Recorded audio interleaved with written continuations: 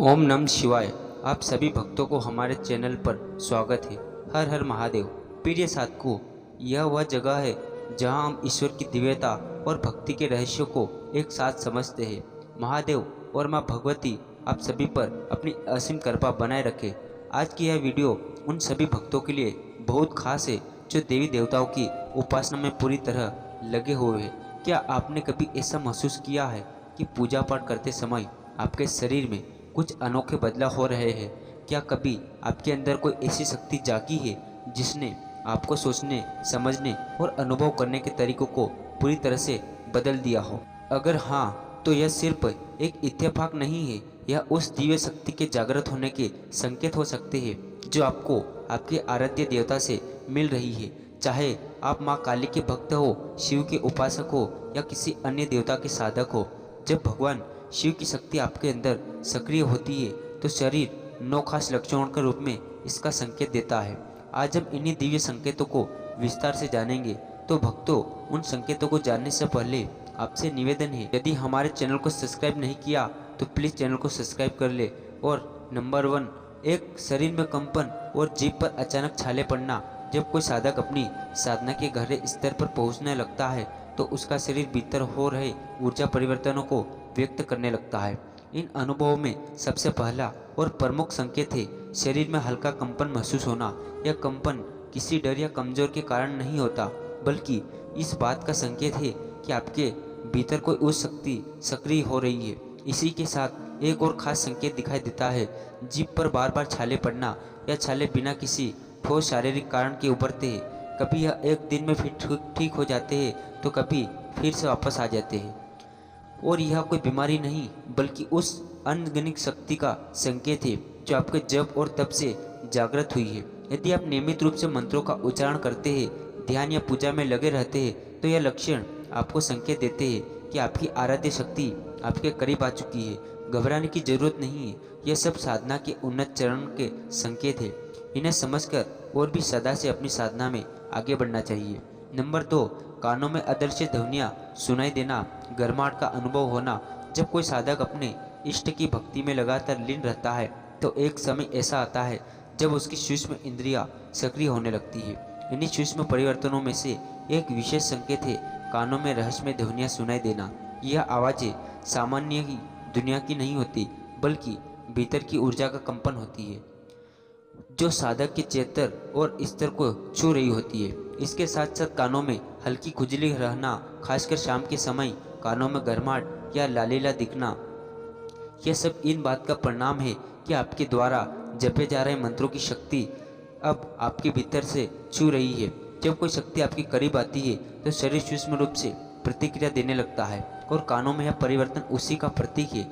यदि आप यह सब अनुभव कर रहे हो तो घबराने की नहीं, बल्कि धन्यवाद देने की जरूरत है। यह संकेत दर्शाते हैं कि आप सही मार्ग पर चल रहे हैं और भगवान शिव की शक्ति अब आपके करीब सक्रिय हो रही है। ऐसे अनुभव साधना के उच्च चरणों की पुष्टि करते हैं। नंबर 3, नाक में असामान्य संवेदनाएं और लालिमा का दिखाई देना। जब साधना अपनी तीव्रता को प्राप्त करने लगती है और भगवान शिव की ऊर्जा का प्रभाव शरीर में गहराई से उतरता है तो नाक भी एक संकेतक के रूप में प्रतिक्रिया देने लगती है।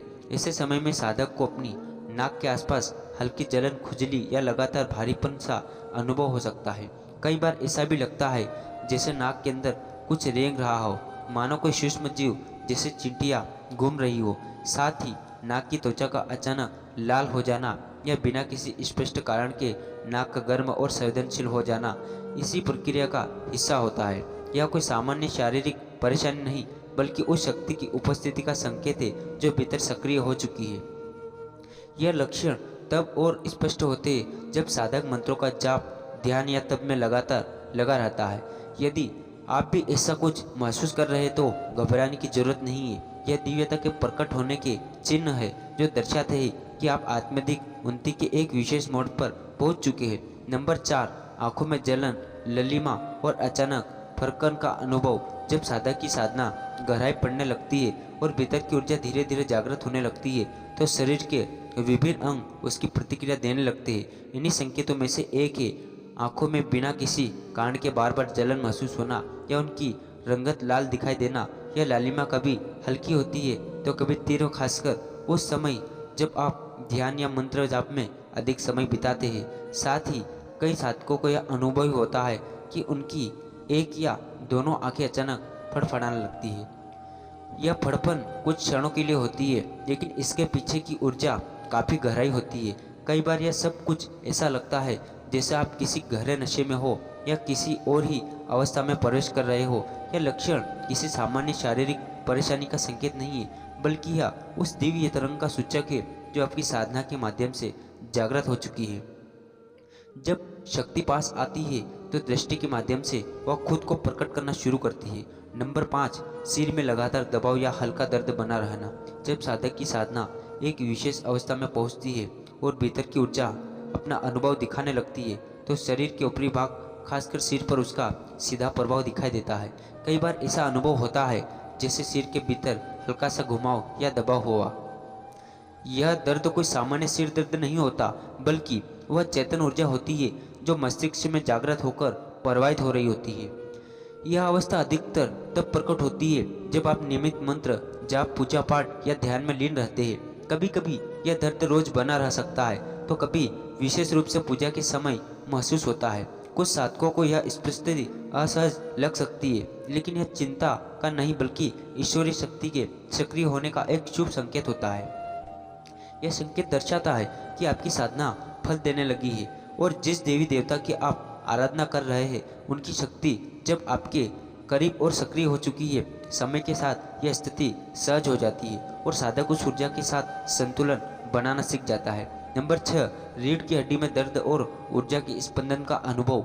जब साधक की साधना गहराई तक पहुंचने लगती है तो शरीर का केंद्र बिंदु यानी रीढ़ की हड्डी सबसे पहले उसका प्रभाव अनुभव करती है।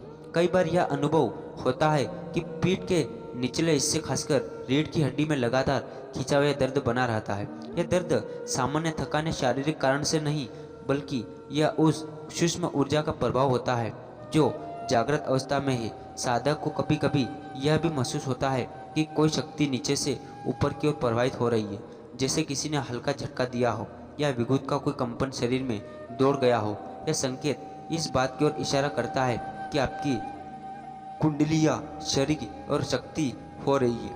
माँ दुर्गा, माँ काली या किसी अन्य देवी देवता की शक्ति अब आपके मूलाधार चक्रों को स्पर्श कर चुकी है और वह ऊपरी की ओर बढ़ रही है।